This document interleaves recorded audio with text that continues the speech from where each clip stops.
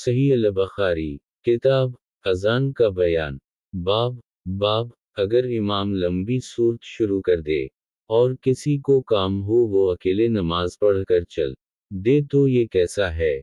حدیث نمبر 700 ترجمہ مسلم شعبہ امرو جابر بن عبداللہ روایت کرتے ہیں کہ معاذ بن جبل نبی صلی اللہ علیہ وسلم کے ساتھ عشاء کی نماز پڑھتے، اس کے بعد گھر واپس جاتے تو اپنی قوم کی امامت کرتے۔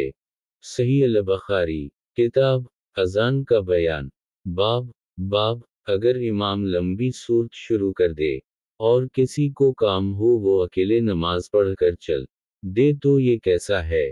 حدیث نمبر 701 ترجمہ محمد بن بشار گندر شعبہ عمر جابر بن عبداللہ روایت کرتے ہیں کہ معاذ بن جبل نبی صلی اللہ علیہ وسلم کے ساتھ عشاء کی نماز پڑھتے، اس کے بعد گھر واپس جاتے تو اپنی قوم کی امامت کرتے تھے۔ ایک مرتبہ انہوں نے عشاء کی نماز پڑھائی تو سورۃ بقرہ شروع کر دی۔